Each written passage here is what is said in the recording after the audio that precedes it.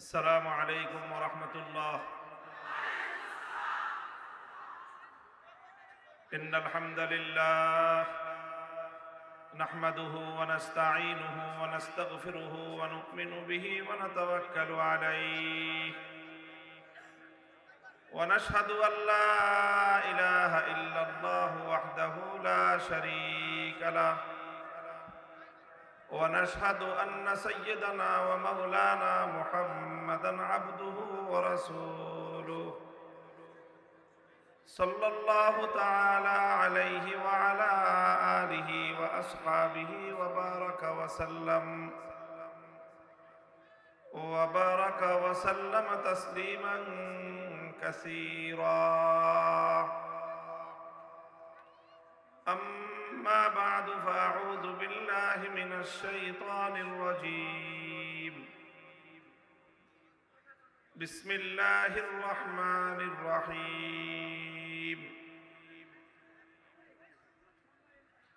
ألم تر إلى الذين يزعمون أنهم آمنوا بما أنزل إليك وما أنزل من قبلك يريدون أن يتحاكموا إلى الطاغوت وقد أمروا أن يكفروا به ويريد الشيطان أن يضلهم ضلالا بعيدا. بارك الله لنا ولكم في القرآن العظيم ونفعنا وإياكم بالآيات والذكر الحكيم. اللهم صل على محمد وعلى آل محمد كما صليت على إبراهيم وعلى آل إبراهيم إنك حميد مجيد. اللهم بارك على محمد وعلى آل محمد كما باركت على إبراهيم وعلى آل إبراهيم إنك حميد مجيد.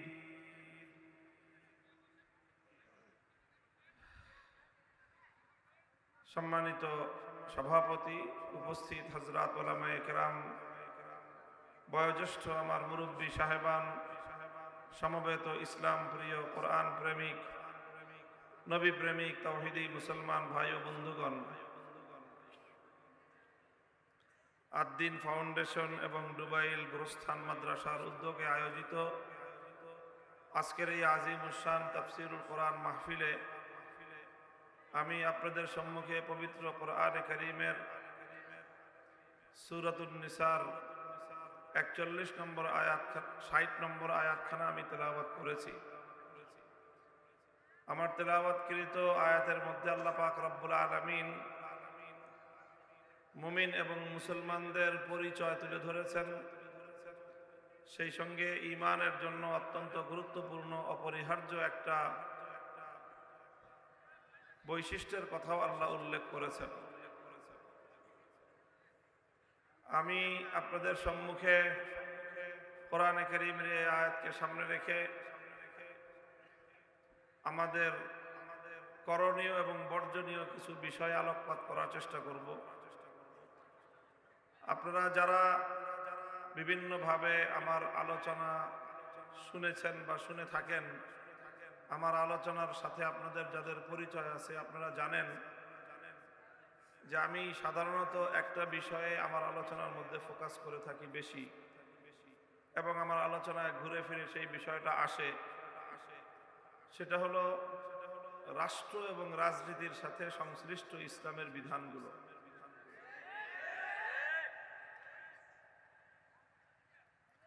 অর্থাৎ রাষ্ট্র ব্যবস্থায় এবং রাজনীতিতে ইসলাম বিরোধী যেই সকল কার্যকলাপ পরিচালিত হয় এবং রাষ্ট্র এবং রাজনীতির সাথে সংশ্লিষ্ট আল্লাহর কোরআন এবং ইসলামের যেই বিধানগুলো, সেই বিধানগুলোই আমি সাধারণত আলোচনা করার চেষ্টা করি।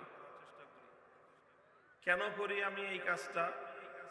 আমি জানি এবং আপনারাও উপলব্ধি করেন যে এই জাতীয় আলোচনা করাটা এটা শখের কোনো বিষয় না, বরং এটা ঝুঁকির বিষয়।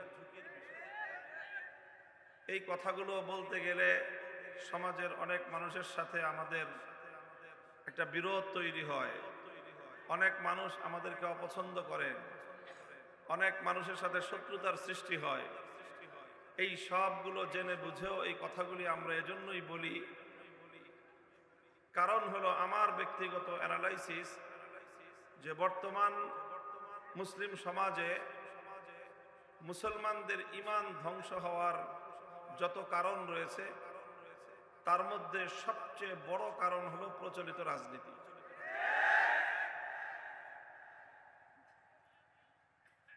যতগুলো সেক্টর বাংলাদেশে বা মুসলিম সমাজের মধ্যে আছে, যেরকম ধরেন মানুষের মধ্যে সন্ত্রাস আছে, চুরি ডাকাতি, তারপরে মাদক, নেশাদ্রব্য, গান বাজনা, সিনেমা নাটক, অশ্লীলতা, যত কিছু আছে এগুলোর মাধ্যমে মানুষের আমল নষ্ট হয়। কি নষ্ট হয়? আমল নষ্ট হয়। সন্ত্রাসী যারা মানুষের জানমালের নিরাপত্তা বিঘ্নিত করে, সন্ত্রাস করা এটা একটা বড় ধরনের খারাপ কাজ, জঘন্যতম পাপ, তবে এটার দ্বারা মানুষের আমল নষ্ট হয়। মাদক এবং নেশা জাতীয় দ্রব্যের সয়লাবে সমাজ ধ্বংস হয়ে যাচ্ছে, এটা একটা পাপ কাজ, এটার দ্বারা মানুষের আমল নষ্ট হয়। জেনা ব্যভিচার এগুলো জঘন্য অশ্লীল কাজ, এগুলোর দ্বারা মানুষের আমল নষ্ট হয়। সুদ ঘুষ দুর্নীতি এগুলো জঘন্য পাপের কাজ, এগুলোর দ্বারা মানুষের আমল নষ্ট হয়। এই সবগুলির দ্বারা মানুষের আমল নষ্ট হয়। আর রাজনীতির এমন কিছু বিষয় আছে সেগুলোর দ্বারা মানুষের ঈমান নষ্ট হয়। সারা দুনিয়ার সমস্ত মানুষের আমল নষ্ট হলে যত ক্ষতি, একজন মানুষের ঈমান নষ্ট হলে তার চেয়ে বেশি ক্ষতি। এই জন্য মানুষের ঈমান যদি রক্ষা করা যায় তারপরে সে না আমলের বিষয়। ঈমান হলো আমলের বুনিয়াদ। যদি কারো ঈমান না থাকে, হাজার আমলের কানাকড়ি পরিমাণ কোনো মূল্য নেই। ঈমান ছাড়া সারা জিন্দেগি হজ করলে এক হজেরও কোনো এক পয়সার দাম নাই। ঈমান ছাড়া লক্ষ রাকাত নামাজ পড়লেও এক রাকাত নামাজের কোনো সওয়াব নাই। ঈমান ছাড়া সারা জিন্দেগি রোজা রাখলেও সেই রোজার কোনো ভ্যালু নাই। ঈমান ছাড়া সারা দুনিয়া দান সদকা করে দিলেও সেই দান সদকা আল্লাহর নিকট এক পয়সার সওয়াব আনবে না। এই জন্য মুহতারাম হাজিরিন, আমাদের প্রথম দায়িত্ব এবং কর্তব্য হলো নিজেদের ঈমানকে খাঁটি করা। হাদিসের মধ্যে আল্লাহ রাসূল সাল্লাল্লাহু আলাইহি ওয়াসাল্লামের বর্ণনা প্রসিদ্ধ রয়েছে, আখলিস দীনাকা ইয়াকফিকাল আমালুল কলিল, আখলিস দীনাকা ইয়াকফিকাল আমালুল কলিল। আমাদের নুরানি মক্তবে ছাত্ররা এই হাদিসটা পড়ে এবং মানুষকে শোনায়, তোমার ঈমানকে খাঁটি করো, অল্প আমলই নাজাতের জন্য যথেষ্ট হইবে। এই জন্য ঈমান খুব গুরুত্বপূর্ণ বিষয়। আর আমাদের মুসলিম সমাজে বর্তমানে ঈমান ধ্বংস করার জন্য ইসলাম বিরোধী, মুসলিম বিরোধী পাশ্চাত্য শক্তি, ইহুদি এবং খ্রিস্টানরা দীর্ঘদিন পর্যন্ত তারা অ্যানালাইসিস করে এই এমন রাজনৈতিক মতবাদ মুসলমানদের মধ্যে প্রবিষ্ট করে দিয়েছে যে রাজনীতির নামে মানুষ রাজনীতি করবে আর ভিতর দিয়ে মানুষের ঈমান আকীদা ধ্বংস হয়ে মানুষ বেঈমানে পরিণত হবে। এখন সেই ঈমান বিধ্বংসী রাজনীতির বিরুদ্ধে কথা বলতে গেলে একদল মানুষ আমাদের ব্যাপারে ক্ষিপ্ত হয় আর বলে যে হুজুররা ওয়াজ মাহফিলে বসে রাজনীতি করে। খুব ভালো করে বুঝবেন, ওয়াজ মাহফিলে আমরা রাজনীতি করি না। রাজনীতি করার প্রয়োজন আমাদের ওয়াজ মাহফিলের মধ্যে নাই। রাজনীতি করার জন্য আমাদের মানুষ কথা শুনবার জন্য মানুষের আগ্রহ এমনিতেই আছে। আমরা রাজনীতি মাহফিলে, ওয়াজ মাহফিলে রাজনীতি করি না, তবে রাজনীতির ওই সকল কথাগুলোর মুখোশ আমরা জাতির সামনে উন্মোচন করা নিজেদের ঈমানি দায়িত্ব মনে করি। রাজনীতির যেই সকল কথার মাধ্যমে মানুষের ঈমান এবং আকীদা ধ্বংস হয়, সেগুলো যদি উলামায়ে উম্মত না বলে, কিয়ামতের দিন আল্লাহ পাক রব্বুল আলামিনের কাছে তাদেরকে জবাবদিহিতার কাঠগড়ায় দাঁড়িয়ে যেতে হবে। এই কথাগুলো বলতে গেলে যারা ঈমান বিধ্বংসী রাজনীতি করে, যারা তাদের রাজনৈতিক মতাদর্শের মাধ্যমে মুসলমানদের ঈমানকে হরণ করে, তাদের স্বার্থে আঘাত লাগে। আর যখনই তাদের স্বার্থে আঘাত লাগে তখন তারা আমাদের কণ্ঠ রুদ্ধ করে দিতে চায়, তারা আমাদের কণ্ঠ স্তব্ধ করে দিতে চায়, তারা নানাভাবে আমাদের এই আওয়াজকে বন্ধ করে দিতে চায়। আমরাও পরিষ্কার শপথ নিয়ে মাঠে নেমেছি, স্পষ্ট ভাষায় বলতে চাই, আল্লাহর কোরআনের এই কথাগুলো আমার জাতির ঈমানকে হেফাজত করবার জন্য, এ কথা আমরা বলবো, বলছি, বলতে থাকবো। জীবন থাকবে কি থাকবে না পরোয়া করবার সময় না।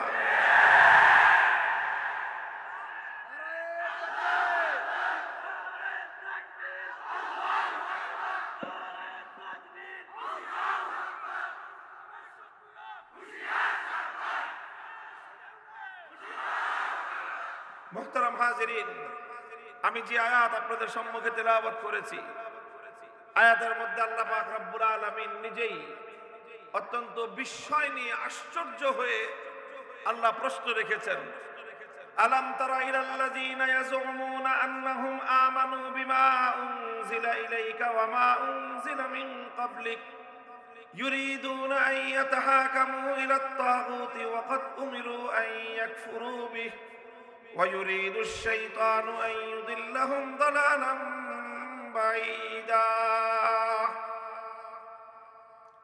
আল্লাহ বলেন যে তোমরা কি এক শ্রেণীর মানুষকে দেখেছো? প্রশ্ন আল্লাহ পাকের, এবং আল্লাহ পাকের একটা বিস্ময়, আল্লাহর আশ্চর্যবোধ যে তোমরা কি এক শ্রেণীর মানুষকে দেখেছো? ইয়াজুমুনা আন্নাহুম আমানু, তারা দাবি করে যে তারা নাকি ঈমানদার। এটা আল্লাহ বলতেছেন, তারা দাবি করে তারা নাকি ঈমানদার, অথচ ইউরিদুনা আন ইয়াতাহাকামু ইলাত তাগুত, নিজেদেরকে একদিকে তারা ঈমানদার বলে দাবি করে, অপরদিকে তারা তাগুতের কাছে বিচার চায়, তাগুতের সিদ্ধান্ত মানে, তারা তাগুতের ফয়সালা মানে। আল্লাহর কোরআনের এই আয়াতের স্পষ্ট মর্ম হলো, যারা তাগুতের কাছে বিচার চায়, তাগুতের ফয়সালা মানতে চায়, যারা তাগুতের সিদ্ধান্ত মানতে পারে, আমার আল্লাহর কোরআনের স্পষ্ট মর্ম হলো, কোরআনের স্পষ্ট ঘোষণা হলো, তারা আর কিছু হলেও ঈমানদার হতে পারে না, ঈমানদার হতে পারে না। তাগুতকেও বিশ্বাস করবে, তাগুতকেও আনুগত্য করবে, আবার ঈমানদার হবে, এই দুটো কশ্চিনকালেও একত্রিত হতে পারে না। আসমান আর জমিন যেমন একত্রিত হতে পারে না, রাত আর দিবস যেমন এক সময় একত্রিত হতে পারে না, আলো আর অন্ধকার যেরকম এক জায়গায় জমা হতে পারে না, ঠিক তদ্রূপ ভাবে তাগুতের উপর বিশ্বাস এবং আল্লাহর উপর ঈমান একত্রিত হতে পারে না। কোরআনের জায়গায় জায়গায় আল্লাহ পাক এই কথাগুলো পরিষ্কার করেছেন। কোরআনে কারীমের সূরা বাকারার মধ্যে আল্লাহ বলেছেন, আত্তাবায়ানার রুশদু মিনাল গাই ফামান ইয়াকফুর বিত-তাগুতি ওয়া ইউমিন বিল্লাহি ফাকাদ ইসতামসাকা বিল উরওয়াতিল মুসকা। আল্লাহ বলেন, আত্তাবায়ানার রুশদু মিনাল গাই, কোনটা হেদায়েতের পথ, কোনটা বিভ্রান্তির পথ, কোনটা আলোর পথ আর কোনটা অন্ধকারের পথ, তাবায়ানা দিবালোকের ন্যায় পরিষ্কার। ফামান ইয়াকফুর বিত-তাগুতি ওয়া ইউমিন বিল্লাহ, যে ব্যক্তি তাগুতকে অস্বীকার করবে অতঃপর আল্লাহর উপর ঈমান আনয়ন করবে, সেই ব্যক্তি একমাত্র নিজের মুক্তির রাস্তা স্পষ্টভাবে ধারণ করলো। মুক্তির পথ, নাজাতের পথ যদি কেউ ধারণ করতে চায়, আল্লাহর কোরআন বলতেছে শুধুমাত্র আল্লাহর উপর ঈমান আনাই যথেষ্ট নয়, বরং তার আগে তাগুতকে অস্বীকার করতে হবে। আগে বলেছেন ফামান ইয়াকফুর বিত-তাগুত, তারপরে বলেছেন ওয়া ইউমিন বিল্লাহ। আগে তাগুতকে অস্বীকার করতে হবে, আগে তাগুতকে বর্জন করতে হবে, আগে তাগুতকে লাঠি মারতে হবে, আগে তাগুতকে বর্জন করতে হবে, পরিহার করতে হবে, এরপর আল্লাহর ঈমানকে বক্ষে ধারণ করতে হবে, তবেই কেবলমাত্র মুক্তি পাওয়া সম্ভব। অন্যত্র আল্লাহ বলেছেন, আল্লাযীনা আমানু ইউকাতিলুনা ফী সাবিলিল্লাহ ওয়াল্লাযীনা কাফারু ইউকাতিলুনা ফী সাবিলিত তাগুত। যারা ঈমানদার তারা আল্লাহর পথে লড়াই করে, যারা বেঈমানের দল তারা তাগুতের পথে লড়াই করে। হক এবং বাতিলের লড়াই অনিবার্য। আল্লাহর অনুসারী যারা তারা আল্লাহর পথে লড়বে, যারা তাগুতের অনুসারী তারা সবসময় আল্লাহর বিরুদ্ধে এবং আল্লাহর দলের বিরুদ্ধে লড়াই করে। তুমি আল্লাহর প্রতিদ্বন্দ্বীর অনুসারী হয়ে কোশ্চিন কেন আল্লাহর দলের সদস্য হতে পারো না? যারা আল্লাহর দলের সদস্য, যারা আল্লাহর অনুসারী, তারা কোনোদিনও তাগুতের অনুসারী হতে পারে না। পথ দুটো ভিন্ন দিকে চলে গেছে, দুই পথে একসঙ্গে চলা সম্ভব নয়। মুহতারাম হাজিরিন, আমি অনেকক্ষণ ধরে কোরআনে কারীমের একটার পর একটা আয়াত তেলাওয়াত করলাম, আর আপনাদেরকে একটা বিষয় উপস্থাপন করে বোঝানোর চেষ্টা করলাম।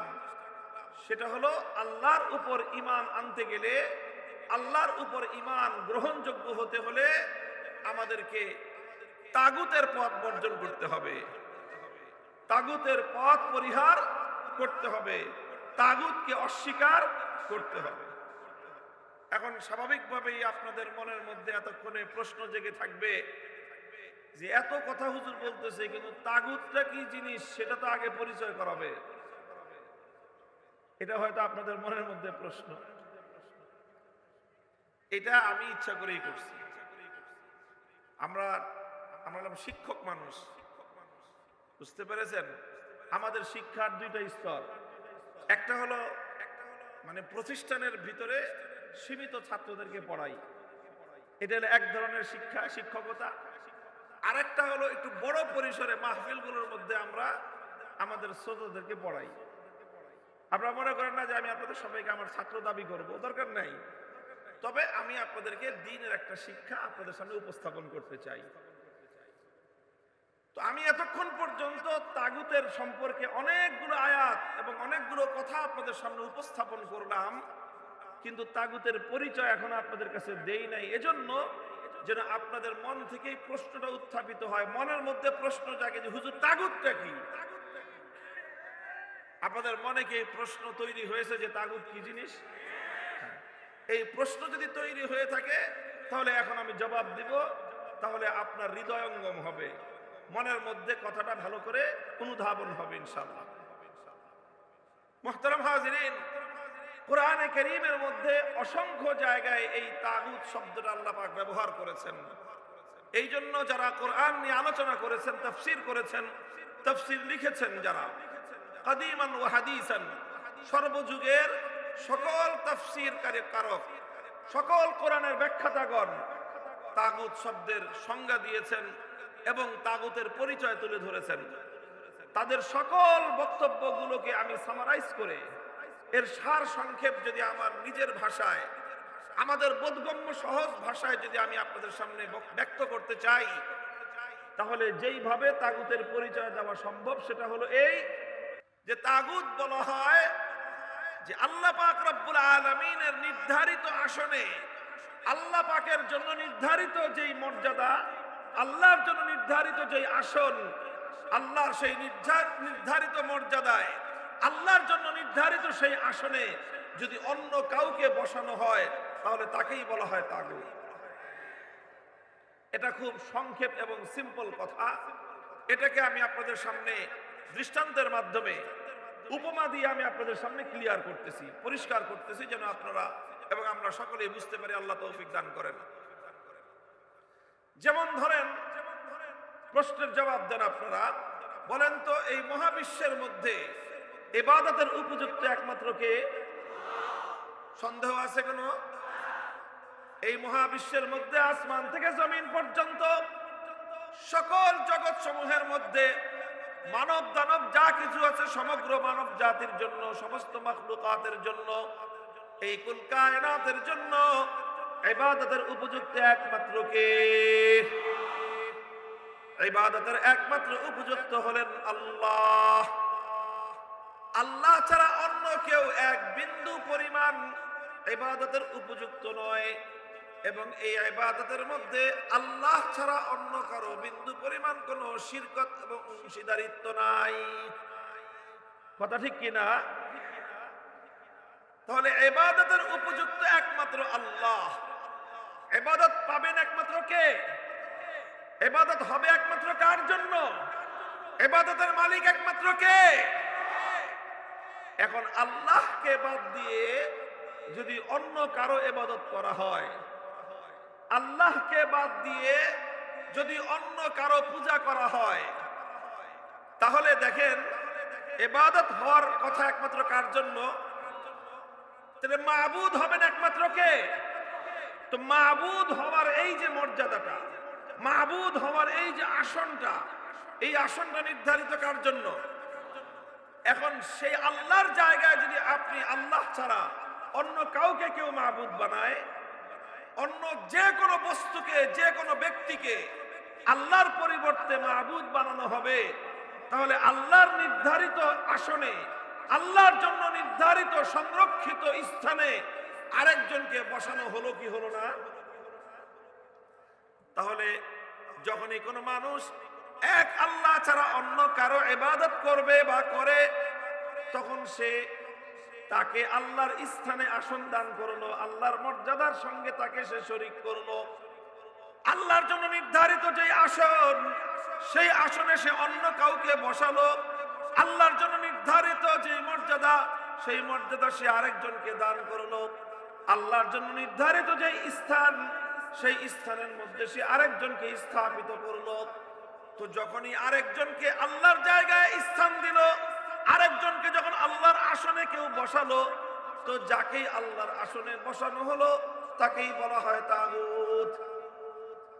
যেমন ধরেন সে যুগের মানুষ যখন কোরআন নাজিল হয়, কোরআন নাজিলের যুগের মানুষ আল্লাহকে বাদ দিয়ে বিভিন্ন দেবদেবীর পূজা করত। লাত, মানাত, উজ্জা, হুবাল, এই সকল মূর্তিগুলোর পূজা করা, এই সকল মূর্তি দেবদেবতাগুলোর কথা কোরআন এবং হাদিসের মধ্যে উল্লেখিত হয়েছে। সুতরাং লাত, মানাত, উজ্জা এবং হুবাল, এই সকল দেবতাগুলোর যখন পূজা করা হলো, ইবাদতের মালিক ছিলেন একমাত্র আল্লাহ। আল্লাহকে বাদ দিয়ে যখন কোনো মানুষ লাত মূর্তির পূজা করলো, তখন লাত মূর্তিকে বলা হয় তাগুত। আল্লাহকে বাদ দিয়ে যখন মানাত, উজ্জা, হুবালের পূজা করা হলো, তখন মানাত, উজ্জা, হুবাল এগুলো হচ্ছে তাগুত। কারণ ইবাদতের মালিক একমাত্র কে? তো যেই ইবাদত একমাত্র আল্লাহর জন্য হওয়ার কথা, সেই ইবাদতটা যখনই মানুষ আল্লাহকে বাদ দিয়ে লাতের জন্য করলো, তখন লাত হয়ে গেল তাগুত। আল্লাহর জন্য ইবাদত হওয়ার কথা, আল্লাহকে বাদ দিয়ে যখন মানাত, উজ্জা, হুবালের জন্য মানুষ ইবাদত করলো, তখন মানাত, উজ্জা, হুবাল হয়ে গেল তাগুত। আজকের বর্তমান যুগে মানুষ লাত, মানাত, উজ্জা, হুবালের পূজা করে না। এখনকার যুগে মানুষ পূজা করে, কেউ কখনো দুর্গার মূর্তির পূজা করে, কখনো সরস্বতীর পূজা করে, কখনো কালীর পূজা করে, এই সকল দেবদেবতার পূজা করে। কথা বলেন ঠিক কিনা? আল্লাহকে বাদ দিয়ে যখন মানুষ দুর্গার পূজা করলো, তখন দুর্গাকে বলা হয় তাগুত। আল্লাহকে বাদ দিয়ে যখন মানুষ কালীর পূজা করলো, তখন কালীকে বলা হয় তাগুত। আল্লাহকে বাদ দিয়ে যখন মানুষ সরস্বতীর পূজা করলো, তখন সরস্বতীকে বলা হয় তাগুত।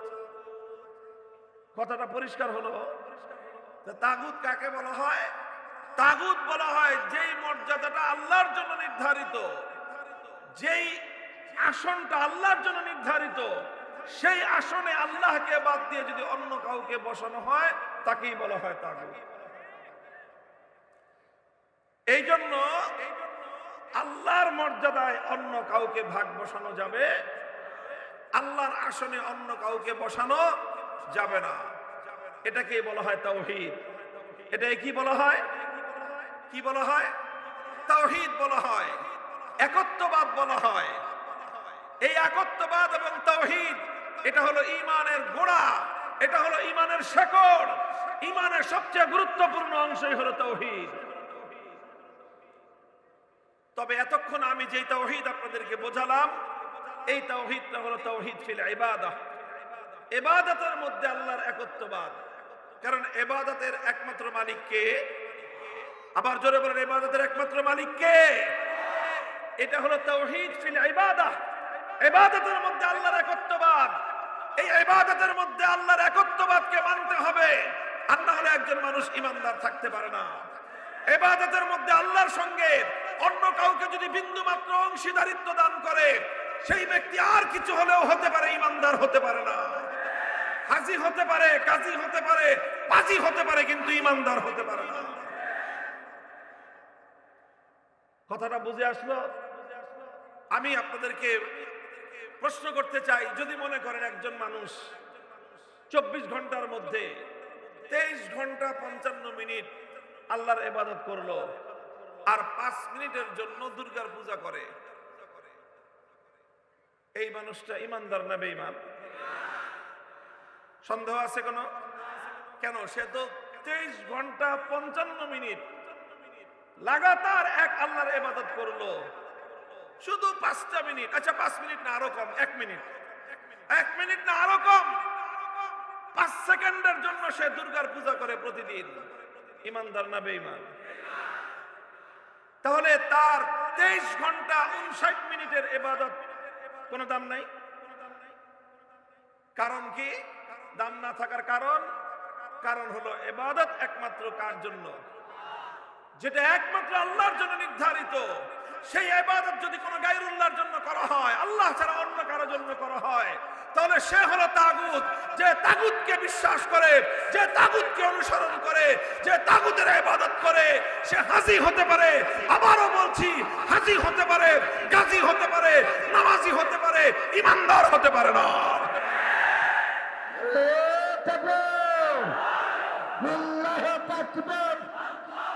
আল কোরআনের আলেম, আল হাদিসের আলেম, আমার নেতা তোমার নেতা।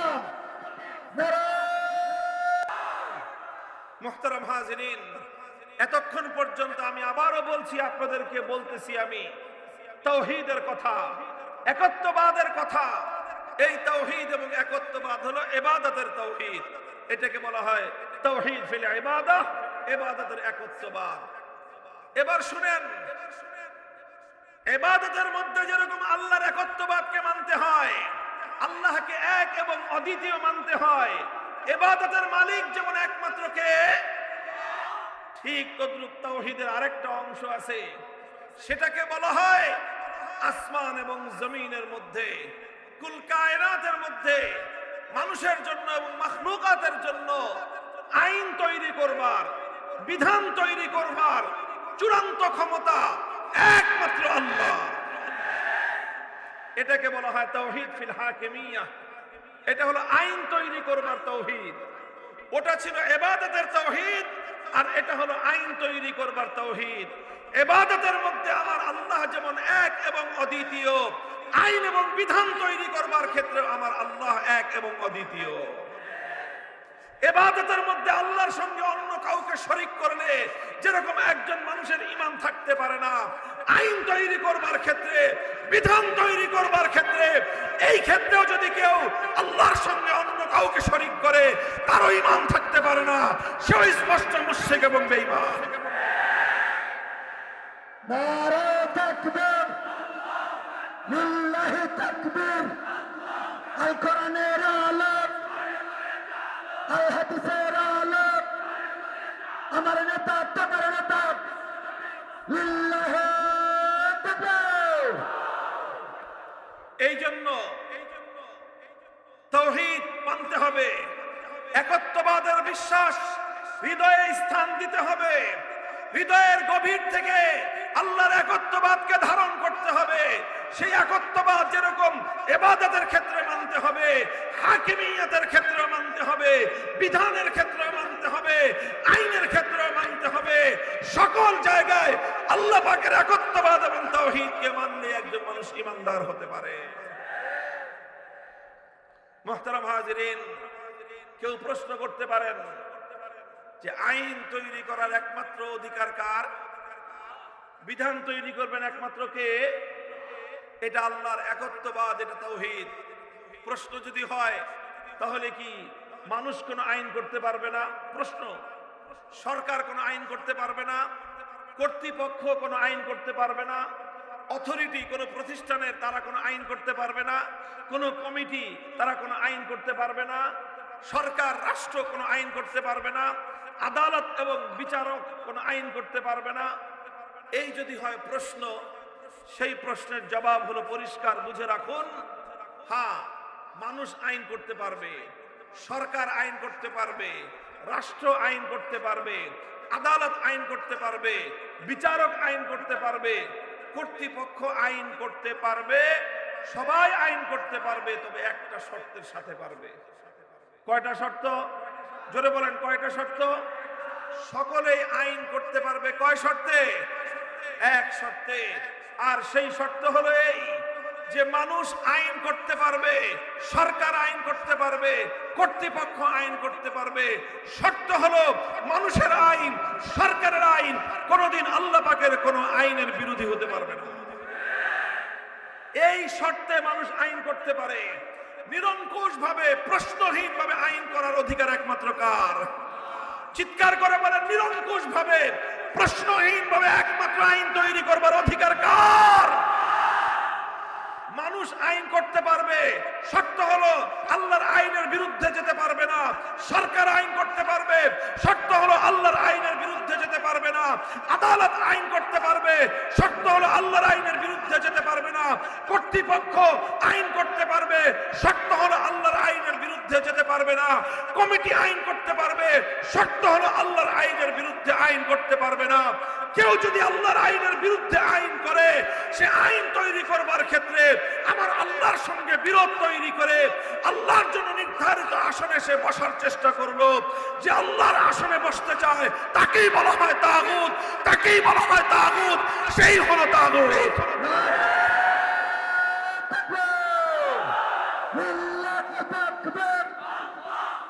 আল্লাহর আইন চান, সব লোকের শাসন চান।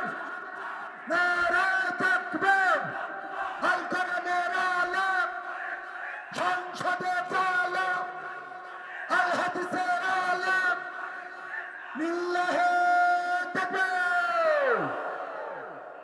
মুহতারাম হাজিরিন, কথাটা পরিষ্কার, এই জায়গায় বুঝতে হবে। এই জায়গাটাতেই সংকট, এখান থেকে মুসলমানের এবং মুমিনের ঈমান হরণ হয়। মুহতারাম হাজিরিন, আল্লাহর আইনের বিরুদ্ধে, আল্লাহর কোন বিধানকে যখন কোন মাখলুক চ্যালেঞ্জ করে, সেই মাখলুক কোন ব্যক্তি হোক, সেই মাখলুক কোন প্রতিষ্ঠান হোক, সেই মাখলুক কোন রাষ্ট্র হোক, এমনকি সারা দুনিয়ার সমস্ত মানুষ যদি একতাবদ্ধ হয়, 700 কোটি মানুষ যদি এক হয়ে, একমত হয়ে, ঐক্যবদ্ধ হয়ে কোন একটা আইন করে, আর সেই 700 কোটি মানুষের বানানো আইন যদি আমার আল্লাহর কোন একটা আইনের 1,00,000 কোটি ভাগের 1 ভাগের বিরোধী হয়, 700 কোটি মানুষের আইন বাতিল বলে গণ্য হবে। আমার আল্লাহর আইনই কেবলমাত্র কার্যকর থাকবে।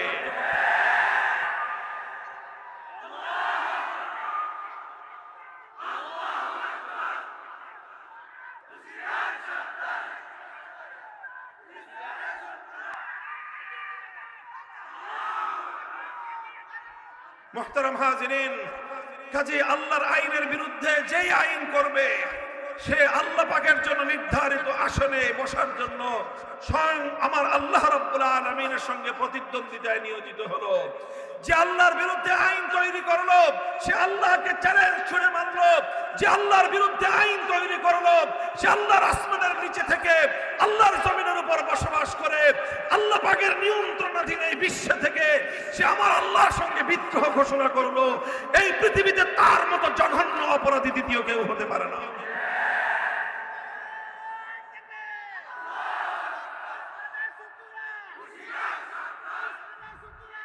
এই জন্য আমরা বলি, আল্লাহর আইনের বিরুদ্ধে যে আইন করবে, আল্লাহর বিধানের বিরুদ্ধে যেই বিধান করবে, তাকেই বলা হবে তাগুত। আল্লাহর আইনের বিরুদ্ধে যদি কোনো রাজা বাদশাহ আইন করে, সেই রাজা বাদশাকে বলা হবে তাগুত। আল্লাহর আইনের বিরুদ্ধে যদি কোনো রাষ্ট্রপতি কোনো আইন জারি করে, সেই রাষ্ট্রপতিকে বলা হবে তাগুত। আল্লাহর আইনের বিরুদ্ধে যদি যদি কোনো প্রধানমন্ত্রী কোনো আইন জারি করে সেই প্রধানমন্ত্রীকে বলা হবে তাগুত। আল্লাহর আইনের বিরুদ্ধে যদি কোনো মন্ত্রী পরিষদ কোনো আইন পাশ করে সেই মন্ত্রী পরিষদকে বলা হবে তাগুত। আল্লাহর আইনের বিরুদ্ধে যদি কোনো আদালত কোনো বিচারপতি কোনো আইন কোনো সার্কুলার জারি করে সেই আদালত সেই বিচারপতিকে বলা হবে তাগুত। আল্লাহর আইনের বিরুদ্ধে যদি কোনো আইন পরিষদ কোনো সংসদ কোনো আইন পাশ করে গোটা সংসদ এবং সেই আইন পরিষদকে বলা হবে তাগুত।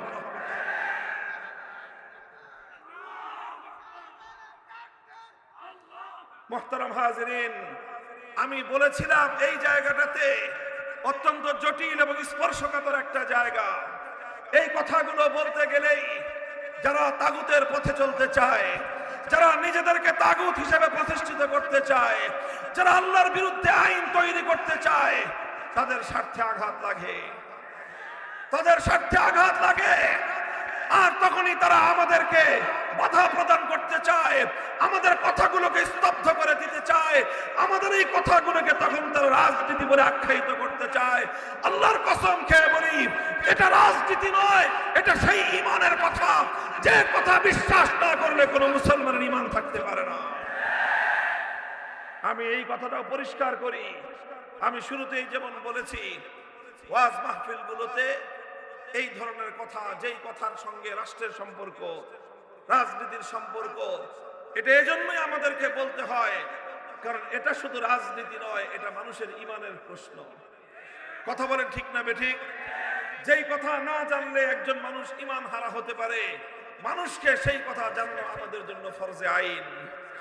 যেই কথা না জানলে উম্মত পথহারা হয়ে যেতে পারে, যে কথা না জানলে আমার জাতি ঈমান হারিয়ে ফেলতে পারে, জাতির প্রত্যেকটা ব্যক্তির কানে কানে সেই আওয়াজ পৌঁছে দেওয়া আমাদের জিম্মাদারি, আমাদের ফরজ দায়িত্ব। কাজে এই জন্য তাগুতের দোসর যারা, তাদের কাছে ব্যাপারটা যতই অস্বস্তিকর হোক, তাগুতের দোসরদের কাছে ব্যাপারটা যতই অস্বস্তিকর হোক, ব্যাপারটাতে তারা যতই আনইজি ফিল করুক, এই কথাগুলো বললে তাদের গায়ে যতই গাত্রদাহ হোক না কেন, আমাদেরও কিছু করার নাই। আমাদেরকে জাতির ঈমান রক্ষা করার জন্য এই কথা জাতির সামনে বলতে হবে। বলতে গেলে যদি লড়াই বাঁধে, সেই লড়াইয়ের জন্য আমরা প্রস্তুত, সেই লড়াইয়ের জন্য আমরা প্রস্তুত।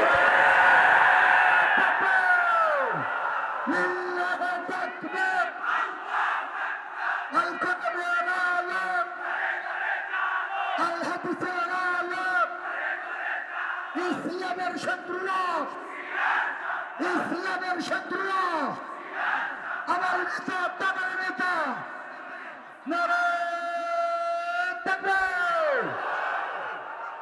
আমরা মাহফিলগুলোতে মানুষের ঈমানের কথা বলবো, মানুষের আকীদার কথা বলবো, মানুষের আমলের কথা বলবো, মানুষের আখলাক এবং চরিত্রের কথা বলবো, মানুষের ব্যবসা বাণিজ্যের, মানুষের মুআমালাত মুআশারাত নিয়ে কথা বলবো। সব বিষয় নিয়ে ইসলামের ব্যক্তিগত জীবনের বিধান নিয়ে আলোচনা করব, ইসলামের পারিবারিক বিধান নিয়ে আলোচনা করব, ইসলামের অর্থনৈতিক বিধান নিয়ে আলোচনা করব, ইসলামের বিচার ব্যবস্থা নিয়ে আলোচনা করব, ইসলামী শাসন ব্যবস্থা নিয়ে আলোচনা করব, রাষ্ট্র ব্যবস্থা নিয়ে আলোচনা করব, রাজনীতি নিয়ে আলোচনা করব। তবে আমরা ওয়াজ মাহফিলগুলোতে দলীয় রাজনীতি করব না। আমাকে যারা ফলো করেন, আমার কথা যারা অনুসরণ করেন, লক্ষ্য করবেন, দেখবেন আমি ইসলামী রাজনীতির কথা বলি, কিন্তু কখনো আমি আমার নিজের দলের কথাও কোনো মাহফিলে বসে বলি না। কেন বলি না? কারণ এই মাহফিলগুলোকে আমরা নির্দলীয় রাখতে চাই। এই জন্য কথা বলতে হবে এবং প্রত্যেকটা সত্যের কথা, যেই কথা জাতির ঈমান রক্ষার জন্য জরুরি, যেই কথা মানুষের ঈমান হেফাজতের জন্য জরুরি, সেই কথা তো বলতে হবে। সারা দুনিয়া যদি বেজার হয়ে যায়, সারা দুনিয়াকে রাজি করবার সময় আমার নাই। আমাকে আমার আল্লাহকে রাজি করতে হবে। আমাকে আমার জাতির ঈমানের পাহারাদারি করবার জন্য আল্লাহ পাঠিয়েছেন। সুতরাং আমার জাতির ঈমান রক্ষা করার জন্য যতটুকু স্বার্থ, যতটুকু সামর্থ্য আমাদের রয়েছে, সবটুকু উজাড় করে দিয়ে আমরা কথা বলি। মুহতারাম হাজিরিন, আমি বলেছিলাম শুরুতেই একটা কথা, আবার সে কথা রিপিট করতেছি। যত অন্যায় অপকর্ম সমাজের মধ্যে প্রচলিত রয়েছে, অন্যান্য অপকর্ম অন্যায়ের মাধ্যমে মানুষের আমল নষ্ট হয়।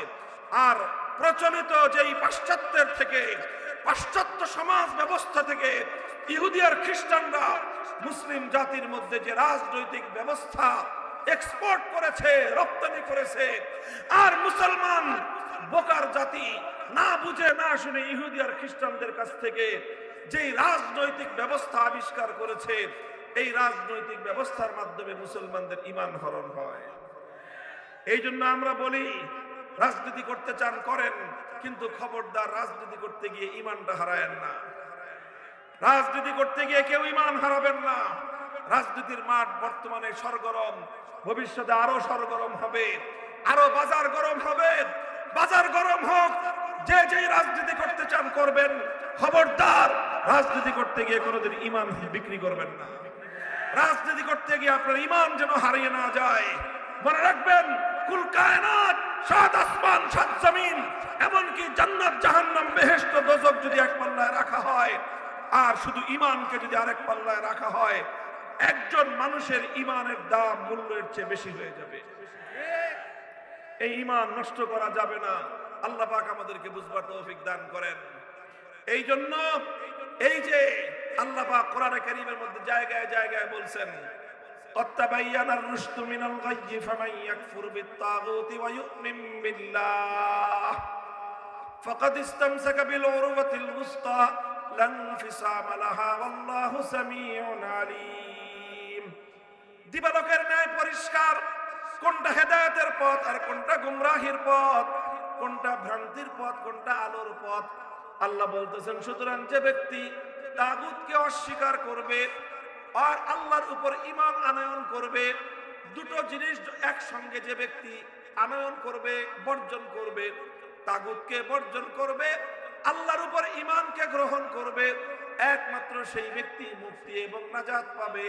এছাড়া মুক্তির এবং নাজাতের ভিন্ন কোনো পথ নাই। মুহতারাম হাজিরিন, এই কথাগুলো আমরা কেন বলতেছি আপনাদের সামনে? কারণ এই বিষয়গুলোর সঙ্গে গোটা জাতির ঈমানের প্রশ্ন, ঈমান জড়িয়ে আছে। একটা দৃষ্টান্ত দিলে আরো ভালো বুঝবেন যে আমরা কিভাবে গোটা জাতি, গোটা সমাজ এই প্রশ্নের সঙ্গে, এই তাগুতি ব্যবস্থার প্রশ্নের সঙ্গে আমাদের ঈমানের প্রশ্ন কিভাবে জড়িত।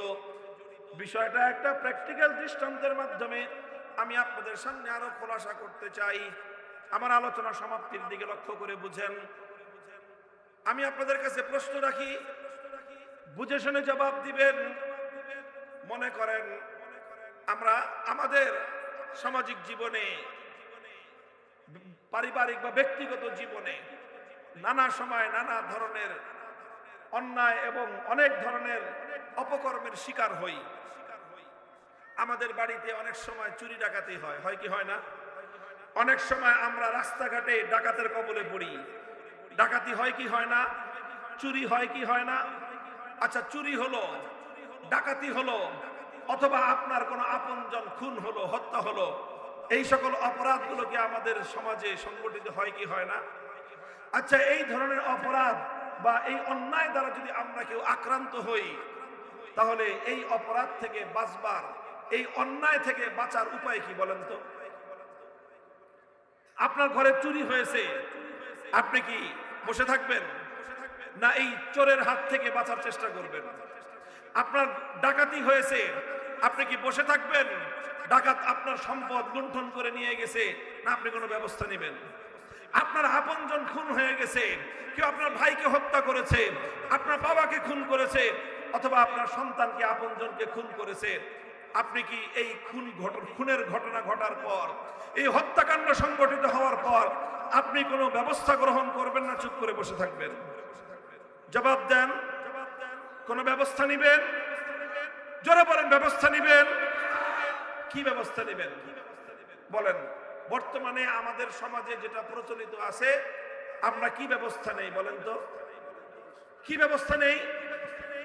আমরা আইনি ব্যবস্থা নেই, তার বিরুদ্ধে আমরা মামলা করি। কথা বলেন ঠিক কিনা? পুলিশের কাছে, থানায় গিয়ে অথবা কোর্টে গিয়ে চোরের বিরুদ্ধে, চুরির বিরুদ্ধে, ডাকাতের বিরুদ্ধে, ডাকাতির বিরুদ্ধে, হত্যাকাণ্ডের বিরুদ্ধে আমরা মামলা করি। কথা বলেন ঠিক কিনা? আচ্ছা, মনে করেন আপনি একটা মামলা করলেন, এই মামলা করার পরে এটা তদন্ত করা হবে, পুলিশ তদন্ত করবে, এরপরে আদালত যাচাই বাছাই করবে, বিচার প্রক্রিয়া চালানো হবে। প্রচলিত বিচার ব্যবস্থায় বিচার প্রক্রিয়া চালানোর পর দীর্ঘ একটা পথ পরিক্রমার পরে যদি চোরের চুরি প্রমাণিত হয়ে যায় এবং চোর অপরাধী প্রমাণিত হয়, ডাকাত যদি ধরা পড়ে এবং ডাকাতের বিরুদ্ধে যদি তার অপরাধ প্রমাণিত হয়, খুনি যদি শনাক্ত হয় এবং তার বিরুদ্ধে খুনের অপরাধ যদি প্রমাণ হয়, তাহলে এই আদালত, আমাদের দেশের প্রচলিত আদালত বিচার করবে কি করবে না? তার বিরুদ্ধে শাস্তি দিবে কি দিবে না? কথা বলেন, দিবে। চোরের বিরুদ্ধে শাস্তি দিবে, চোরকে শাস্তি দিবে, ডাকাতকে শাস্তি দিবে, সাজা দিবে, খুনির বিরুদ্ধে শাস্তির রায় দিবে। এবার আপনারা আমাকে প্রশ্নের জবাব দেন, আমার দেশের আদালত যখন কোন একজন চোরের বিরুদ্ধে চুরির অপরাধ প্রমাণিত হওয়ার পর যেই সাজা, যেই শাস্তি তাকে দিবে, সেই সাজাটা আল্লাহর কোরআনের আইন অনুযায়ী দিবে নাকি? বলেন তো, আল্লাহর কোরআনের আইন অনুযায়ী দিবে? আচ্ছা, চোরেরটা কোরআনের আইন অনুযায়ী দিবে না, ধর ডাকাতের শাস্তি কোরআনের আইন অনুযায়ী দিবে? তাও দিবে না। আচ্ছা, ডাকাতেরটাও দিল না, তাহলে হত্যাকাণ্ড এবং খুনের বিচার এটা আল্লাহর কোরআনের আইন অনুযায়ী করবে? কোনোটাই করবে না। আচ্ছা, তাহলে আল্লাহর কোরআনের আইন অনুযায়ী করলো না, তাহলে অন্য কোন একটা আইন অনুযায়ী করবে তো? কথা বলেন, ঠিক না বেঠিক? সেই অন্য আইনটা কোন আইন? সেই আইনটা হলো মানুষের বানানো আইন, আর সেই মানুষগুলো হলো ব্রিটিশের বানানো আইন। কাদের বানানো আইন অনুযায়ী বিচার করবে? ব্রিটিশের বানানো আইন অনুযায়ী বিচার করবে। সেই ব্রিটিশরা প্রায় 78 বছর আগে আমাদের দেশ থেকে বিতাড়িত হয়ে গিয়েছে, কিন্তু তারা যেই আইনগুলো তৈরি করে দিয়ে গেছে সেই আইনগুলো যত সামান্য পরিবর্তন হয়েছে, কিন্তু বেসিকভাবে, মৌলিকভাবে সেই আইনগুলো এখনো বলবৎ রয়েছে এবং সেই আইন অনুযায়ী আমাদের দেশের বিচার ব্যবস্থা প্রচলিত রয়েছে, সেই প্রশাসনিক ব্যবস্থা রয়েছে, সেই প্রশাসনিক ব্যবস্থা অনুযায়ী আমাদের দেশের প্রশাসন চলছে, সেই শাসন ব্যবস্থা রয়ে গিয়েছে, সেই শাসন ব্যবস্থা অনুযায়ী আমাদের দেশের এবং জাতির শাসন ব্যবস্থা চলছে। কথা বলেন, ঠিক না বেঠিক? আচ্ছা, এবার আপনারা বলেন, এই যে চোরের বিরুদ্ধে আমার আল্লাহ একটা আইন করলেন, আল্লাহর আইন বাদ দিয়ে ব্রিটিশ প্রবর্তিত মানুষের বানানো আইনের কাছে আপনি বিচার চাইলেন। আল্লাহ পাক ডাকাতির বিরুদ্ধে কোনো শাস্তির বিধান দিয়েছেন কি দেন নাই? আল্লাহ পাক রব্বুল আলামিন ডাকাতের বিরুদ্ধে একটা শাস্তির বিধান দিলেন, সেই বিধানটাকে বাদ দিয়ে আপনি মানুষের বানানো অন্য আরেকটা আইনের কাছে আপনি বিচার চাইতে গেলেন। খুনির বিরুদ্ধে বিচারের জন্য আমার আল্লাহ একটা আইন দিয়েছেন, সেই আল্লাহর আইন বাদ দিয়ে মানুষের বানানো একটা আইনের কাছে আপনি যখন খুনের বিচার চাইতে গেলেন। এবার আমি আপনাদের কাছে প্রশ্ন রাখতে চাই, কোরআনে কারীমের সূরাতুন নিসার 60 নম্বর আয়াতকে সামনে রেখে আমার আল্লাহ বলতেছেন, আল্লাহর কোরআনের মধ্যে আল্লাহ পাক রব্বুল আলামিন বলেন, আলাম তারা ইলাল লাযীনা ইয়াজউমুনা আন্নাহুম আমানু বিমা উনজিলা ইলাইকা ওয়া মা উনজিলা মিন ক্বাবলিক ইউরিদুনা আন ইয়াতাহাকামু ইলাত তাগুতি ওয়া ক্বাদ উমিরু আন ইয়াকফুরু বিহি। আল্লাহ বলছেন যে দেখো, কিছু মানুষ এমন রয়েছে যারা নিজেদেরকে ঈমানদার বলে দাবি করে, অথচ তারা তাগুতের বানানো আইনের কাছে বিচার চাইতে যায়।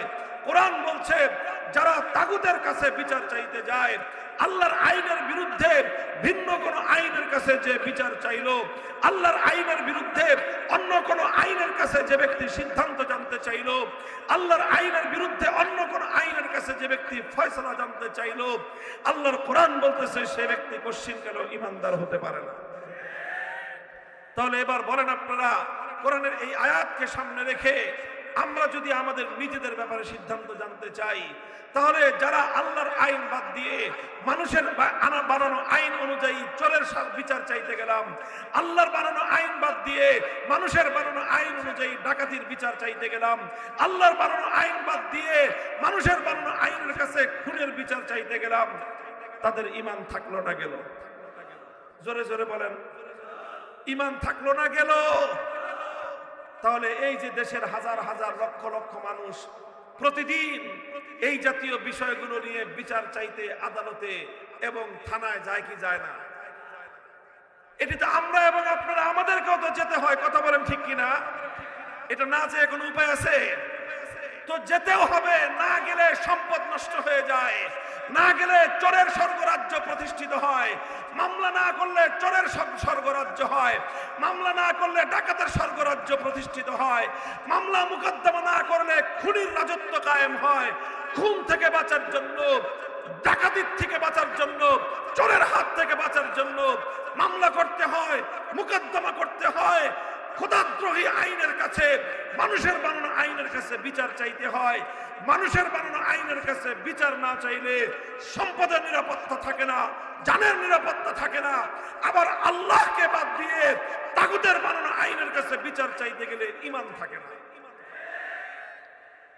এটা একটা সমস্যা কি সমস্যা না বলেন? এটা একটা সংকট কি সংকট না? তাহলে এবার বলেন, এই যে আমরা যারা আল্লাহর কোরআনের ফয়সালা অনুযায়ী আল্লাহর আইন বাদ দিয়ে মানুষের বানানো আইনের কাছে বিচার চাইতে গেলাম, আপনারাই বলেছেন ঈমান নাই, ঈমান চলে গেছে। কথা বলেন ঠিক কিনা? আসলেই কি এই সমস্ত মানুষের ঈমান চলে গেছে? এই মানুষের ঈমান যদি চলে যায় তাহলে সমাজে কত পার্সেন্ট মানুষের ঈমান আছে বলেন? অসংখ্য মানুষের ঈমান চলে গেছে। কথা বলেন ঠিক কিনা? তবে সবার ঈমান আসলে যায় নাই। একটা কারণে এই সমস্ত মানুষের ঈমানগুলো এখনো পর্যন্ত ঝুলন্ত অবস্থায় আছে, টিকে আছে। কয়টা কারণে? কয়টা কারণে? একটা কারণে। বলবেন কি কারণ? কারণটা হলো এই যে আমরা যারা এখন আল্লাহর বানানো আইন ছাড়া মানব রচিত আইনের কাছে বিচার চাইতে যাই, আমরা আসলে স্বেচ্ছায় যাই না, খুশিতে যাই না, আমরা সানন্দে যাই না, আমরা বাধ্য হয়ে যাই। আমরা কি যাই? বাধ্য হয়ে যাই। কথা বলেন ঠিক কিনা? আমরা বাধ্য হয়ে যাই। বলবেন হুজুর কেমনে বাধ্য হলাম? বাধ্য এইভাবে হলাম, যেহেতু যদি বিচার চাইতে না যাই, আদালত যদি না থাকে, বিচার যদি না থাকে, সমাজ বসবাসের উপযুক্ত থাকবে না। এই জন্য বাধ্য হয়ে, যেহেতু আল্লাহর আইন নাই, যেহেতু কোরআনের আইন নাই, এই জন্য আমরা বাধ্য হয়ে মানুষের বানানো, ব্রিটিশের বানানো আইনের কাছে আমরা বিচার চাইতে গেলাম। কথা বলেন ঠিক না বেঠিক? যারা বাধ্য হয়ে একান্ত অনিচ্ছা সত্ত্বেও এই সকল মামলা মুকদ্দমা করতে যায়, তাদের ঈমানটা টিকে আছে। আর যারা বাধ্য না হয়ে মনের খুশিতে অথবা আরেকজনের বিরুদ্ধে শুধুমাত্র বিদ্বেষ প্রসূত হয়ে মামলা করতে যাবে, প্রচলিত আইন অনুযায়ী যারা এভাবে মানুষের বানানো আইনের কাছে বিচার চাইতে যায়, একান্ত বাধ্য হওয়া ছাড়া কেউ বিচার চাইতে গেলে তার ঈমানটা আসলেই চলে যায়। আল্লাহ পাক আমাদের ঈমান রক্ষা করার তৌফিক দান করেন। মুহতারাম হাজিরিন, এই কথাটাই আমি আপনাদেরকে বোঝানোর চেষ্টা করলাম এতক্ষণ পর্যন্ত। দেখেন, প্রচলিত বর্তমান এই বিচার ব্যবস্থায়, এই রাজনৈতিক ব্যবস্থায়, এই রাষ্ট্র ব্যবস্থায় আমরা আমাদের এই সমাজের প্রত্যেকটা মানুষ ঈমান নিয়ে বড় জটিল একটা অবস্থায় আছি, বড় কঠিন একটা অবস্থায় আছি। এই অবস্থা থেকে আমাদের উদ্ধার হওয়ার প্রয়োজন আছে না নাই? এই অবস্থা থেকে পরিত্রাণের প্রয়োজন আছে না নাই? আমি আপনাদেরকে আরেকটা মাসালা শোনাই। দেখেন, যদি কোনো ব্যক্তি হালাল খাদ্য না পায়, জান বাঁচানোর প্রয়োজন যদি দেখা দেয়, খাদ্য না পেয়ে এখন সে মরণাপন্ন, তার জীবন যায় যায় অবস্থা, এই অবস্থায় সে যদি হালাল খাদ্য না পায়, তখন তার জন্য হারাম খাদ্য গ্রহণ করা জায়েজ আছে, বৈধ আছে। কথা বলেন ঠিক কিনা? কোরআনে কারীমের সূরাতুল মায়েদার 6 নম্বর আয়াতে আল্লাহ পাক রব্বুল আলামিন এটা কথা বলে দিয়েছেন, ফামানিস্তুররা গায়রা বাগিন ওয়ালা আদিন ফালা ইসমা আলাইহি ইন্নাল্লাহা গফুরুর রহিম। একান্ত বাধ্য হয়ে কোনো মানুষ যদি মরা গরুর গোশত খায়, তাহলে সেই মরা গরুর গোশত খাওয়া জীবন বাঁচানোর জন্য জায়েজ। মরা গরুর গোশত খাওয়া জীবন বাঁচানোর জন্য জায়েজ। মরা কুত্তার গোশত খাওয়া জীবন বাঁচানোর জন্য জায়েজ। শুয়োরের গোশত খাওয়া মুসলমানের জন্য, জীবন বাঁচানোর জন্য শুয়োরের গোশত খাওয়া কি আছে? জায়েজ আছে।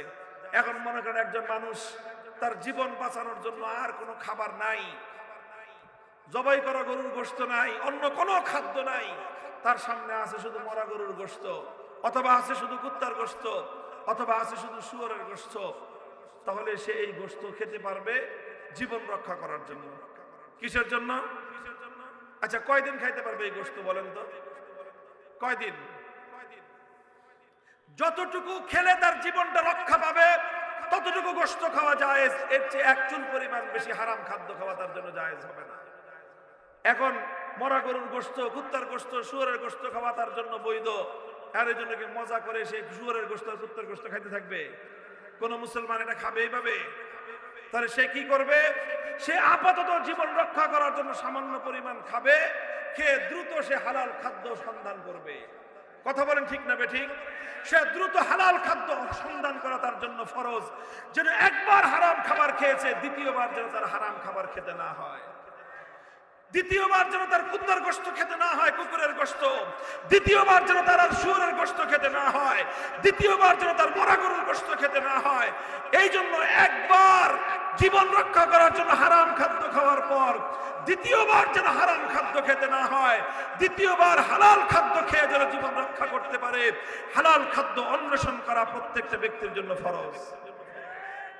মুহতারাম হাজিরিন, আমরা কেউ কোন মুসলমান এরকম একান্ত বাধ্য হয়ে দিনের পর দিন কুত্তার গোশত খেতে রাজি আছি? সম্মত আছি? শুয়োরের গোশত খেতে সম্মত থাকবে? মরা গরুর গোশত খেতে সম্মত থাকবে? থাকবে না। কেন? বাধ্য হয়ে যতটুকু খাইতে হয় খেয়েছি, এরপরে আমরা হালাল খাদ্য সন্ধান করব। কথা ঠিক না বেঠিক? এবার আমি আপনাদেরকে জিজ্ঞাসা করি, ওই যে প্রথম প্রশ্নে, যে এই যে আমরা আল্লাহর আইন বাদ দিয়ে, আল্লাহর বিধান বাদ দিয়ে, কোরআনের বিধান বাদ দিয়ে মানব রচিত বিধানের কাছে বিচার চাওয়া, এটা শুধুমাত্র হারাম নয়, এটা কুফরি কাজ। এই কুফরি কাজটা করা বৈধ হয়ে গেছে কেন? যেহেতু আমরা বাধ্য হয়ে করতেছি। কথা বলেন ঠিক না বেঠিক? কিন্তু প্রশ্ন হলো, বাধ্য হয়ে কতদিন করবেন? এটাই প্রশ্ন, বাধ্য হয়ে কতদিন করবেন? ব্রিটিশের 200 বছর পর্যন্ত ব্রিটিশরা আমাদেরকে বাধ্য করেছে আল্লাহর আইন বাদ দিয়ে ব্রিটিশের বানানো আইনের কাছে বিচার চাইতে। 190 বছর পর্যন্ত ব্রিটিশ আমলে কোরআনের আইন বাদ দিয়ে ব্রিটিশের আইনের কাছে বিচার চাইলাম। আসলো পাকিস্তান, স্বৈরাচারী শাসকরা 24 বছর বাধ্য করলো আল্লাহর আইন বাদ দিয়ে মানুষের বানানো আইনের কাছে বিচার চাইলাম। এরপরে পাকিস্তান গেল, বাংলাদেশ চলে গেল, এখনো পর্যন্ত আমার দেশের শাসক গোষ্ঠী আমাদেরকে বাধ্য করছে আল্লাহর আইন বাদ দিয়ে মানুষের বানানো আইনের কাছে বিচার চাইতে। আমরা বাধ্য হয়ে বিচার চাচ্ছি। 190 বছর ব্রিটিশের কাছে বিচার চাইলাম, 24 বছর পাকিস্তানের কাছে বিচার চাইলাম, 53 বছর বাংলার তাগুতি বিচার ব্যবস্থার কাছে, তাগুতি শাসন ব্যবস্থার কাছে বিচার চাইতে গেলাম। আমি আপনাদের কাছে জানতে চাই, 267 বছর পর্যন্ত যদি এ জাতির কপালে কুত্তার গোশত খাওয়া বাধ্যতামূলক হতো, এই জাতি কোনো সম্মান নিয়ে দুনিয়ার বুকে বেঁচে থাকতে পারত? 267 বছর পর্যন্ত যদি শুয়োরের গোশত খাওয়া লাগতো, এই জাতির কোনো আত্মমর্যাদা বলতে কিছু থাকতো? আরে 267 বছর যদি মরা গরুর গোশত খাওয়া লাগতো, এই জাতি সেটা স্বাচ্ছন্দ্যে মেনে নিত? মুহতারাম হাজিরিন, কথাটা বুঝার চেষ্টা করেন।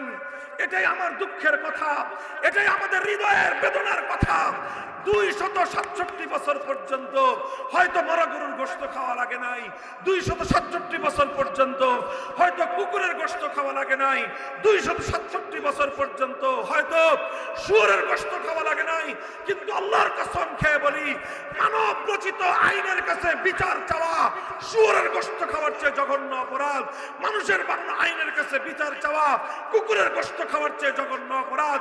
মানুষের বানানো আইনের কাছে বিচার চাওয়া মরা গরুর গোশত খাওয়ার চেয়েও লক্ষ কোটি গুণ বেশি জঘন্য অপরাধ। সেই জঘন্য অপরাধের মধ্যে এক ভয়ঙ্কর অবস্থার মধ্যে 267 বছর পর্যন্ত আমরা ডুবন্ত অবস্থায়। আজ বাংলার আত্মমর্যাদা সম্পন্ন ইমানদারদের কাছে আমরা জানতে চাই, আহ্বান জানাতে চাই, আগামীর বাংলাদেশে মানব রচিত আইনের ব্যবস্থা, শাসন ব্যবস্থা ভেঙে গুড়িয়ে দিয়ে আল্লাহর কোরআনের সমাজ গড়তে চাই, কোরআনের সমাজ গড়তে চাই, আল কোরআনের সমাজ গড়তে চাই।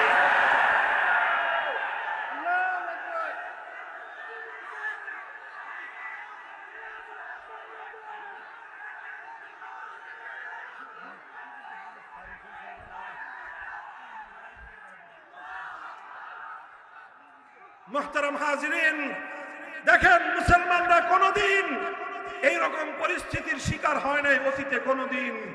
মুসলমানরা কোনোদিন এ কথা কল্পনা করতে পারতো না যে মানুষ আল্লাহর আইনকে পরিবর্তন করে দিয়ে নিজেরা নতুন আইন তৈরি করে অন্য আরো কিছু মানুষের উপর চাপিয়ে দিতে পারে। মানুষের দ্বারা এত জঘন্য অপরাধ হতে পারে, এটা এক যুগে মুসলমানরা কল্পনা করতে পারতো না। দীর্ঘ 600 বছর পর্যন্ত মুসলমানদের মধ্যে এই জাতীয় জঘন্য অপরাধ ছিল না। সর্বপ্রথম মুসলিম উম্মার মধ্যে এই জঘন্য অভিশপ্ত অন্যায়টা অন্তর্ভুক্ত করে দেয় একটা জাতি, সেই জাতির নাম হলো মঙ্গোলীয় জাতি, তাতারি সম্প্রদায়। তারা সর্বপ্রথম মুসলিম বিশ্বের উপর আগ্রাসন চালায়। 6ষ্ঠ শতাব্দীতে হাজার হাজার নয় লক্ষ লক্ষ মুসলমানদেরকে তারা শহীদ করে, হত্যা করে। মুসলমানদের খেলাফতের প্রাণকেন্দ্র বাগদাদকে ওরা ধ্বংসস্তূপে পরিণত করে দেয়।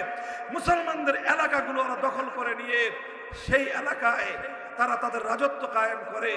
রাজত্ব কায়েম করে সবচেয়ে জঘন্য যেই কাজটা সেই তাতারিরা মঙ্গোলীরা করেছিল, সেটা হলো তারা তাদের নেতা চেঙ্গিস খান, সেই চেঙ্গিস খানের বানানো একটা আইনের গ্রন্থ ছিল, একটা আইনের বই ছিল। ইতিহাসের মধ্যে যে আইনের গ্রন্থটার নাম পাওয়া যায় আছে, সেই চেঙ্গিসের বানানো আইন দিয়ে মুসলিম জাতিকে তারা শাসন করতে আরম্ভ করে। তখন মুসলমানরা এই করুণ অবস্থার মধ্যেও এক মুহূর্তের জন্য আল্লাহর আইনের পরিবর্তে চেঙ্গিসের বানানো আইনকে মেনে নেয় নাই। লড়াই করেছে, যুদ্ধ করেছে, লক্ষ লক্ষ মুসলমান শাহাদাতের রক্ত দিয়েছে, হাজার হাজার আলেম সমাজ জীবন দিয়েছেন, রক্ত দিয়েছেন, কারাগারে প্রকোষ্ঠে অন্ধকার কারাগারে আবদ্ধ হয়েছেন। শাইখুল ইসলাম ইবনে তাইমিয়া রাহমাতুল্লাহি আলাইহি এই মঙ্গোলীয়দের বিরুদ্ধে লড়াই করতে গিয়ে, যুদ্ধ করতে গিয়ে একে একে 6 বার তার জীবনের সিংহভাগ সময় কারাগারের অন্ধকার প্রকোষ্ঠে কাটিয়েছেন। ত্যাগ দিয়েছেন, কোরবানি স্বীকার করেছেন, জুলুম সহ্য করেছেন, জীবন দিয়েছেন, রক্ত দিয়েছেন। কিন্তু আল্লাহর আইনের জায়গায় কোন মানুষের বানানো আইনকে এক মুহূর্তের জন্য তারা মেনে নেন নাই। এই মুসলমানদের এই অকুতোভয় আপসহীন সংগ্রামের বদৌলতে আল্লাহ পাক রব্বুল আলামিন এক সময় তাতারিদেরকে পরাস্ত করে দেন। কিছু তাতারি মুসলমান হয়ে যায়, বাকি তাতারিরা পরাজিত হয়ে যায়। মুসলিম সমাজে আবার আল্লাহর আইন ফিরে আসে। এরপর থেকে আবার প্রায় 600 বছর পর্যন্ত মুসলিম সমাজের মধ্যে আবার আল্লাহর আইন চলতে থাকে। এই যে সালতানাতে ওসমানিয়া, সালতানাত ছিল ওসমানীদের হাতে, খেলাফত ছিল ওসমানীদের হাতে। এই ভারতবর্ষে রাজত্ব ছিল সেই মোগল আমলে মোগল সম্রাটদের হাতে। রাজত্ব চালিয়েছে অনেক সম্রাটরা, রাষ্ট্র চালিয়েছে অনেক সম্রাট, অনেক গোষ্ঠী, সবাই যার যার মতো রাজত্ব চালিয়েছে, কিন্তু আইন ছিল কার? এই সর্বপ্রথম ব্রিটিশরা যখন 1757 সালে আমাদের উপমহাদেশ দখল করে নেয়, তারা সর্বপ্রথম আল্লাহর আইনকে উৎখাত করে দিয়ে তারা তাদের বানানো আইন আমাদের জাতির উপর চাপিয়ে দেয়। তারা তাদের এই আইন চাপিয়ে দেওয়ার পরে 190 বছর পর্যন্ত ব্রিটিশদের বিরুদ্ধে লড়াই চলেছে, সংগ্রাম চলেছে। উলামায়ে কেরাম ফতোয়া জারি করেছিলেন। শেখ শাহ আব্দুল আজিজ মুহাদ্দিস দেহলভী রাহমাতুল্লাহি আলাইহি 1803 সালে একটা ফতোয়া জারি করেছিলেন। সেই ফতোয়া হলো এই, মুসলিম সমাজ যদিও শান্তিতে আছে, যদিও নিরাপদে আছে, কিন্তু এই দেশটার ইসলামী দেশ নাই। বরং মুসলিম সমাজের জন্য এখন ফরজ হলো যে এই ইংরেজদের বানানো আইনকে উৎখাত করে আবার আল্লাহর আইন প্রতিষ্ঠিত করার জন্য জিহাদ করা মুসলমানদের জন্য ফরজে আইন। এরপরে শুরু হয় স্বাধীনতার যুদ্ধ। 1831 সালে বালাকোটের রণাঙ্গনে মুসলমানরা লড়াই করেছে। সৈয়দ আহমদ রহমতুল্লাহি আলাইহি শহীদ হয়েছেন। আমাদের এই বাংলার এই অঞ্চল থেকে বহু অসংখ্য বীর শহীদানরা, বীর যোদ্ধারা বালাকোটের রণাঙ্গনে গিয়ে ইংরেজদের বিরুদ্ধে সেই যুদ্ধে শরীক হয়েছিলেন। এরপরে 1857 সালে শামেলির রণাঙ্গনে যুদ্ধ হয়েছে, লড়াই হয়েছে। হাফেজ জামিন শহীদ হয়েছেন। অনেক রক্ত গিয়েছে, হাজার হাজার আলেমদেরকে ফাঁসি কাস্টে ঝুলানো হয়েছে, হাজার হাজার আলেমদের সন্তানরা ইতিম হয়েছে। সব সহ্য করে নিয়েছেন, কিন্তু আল্লাহর আইনের বিপরীতে কোনো মানব রচিত আইন এক মুহূর্তের জন্য তারা মেনে নেন নাই।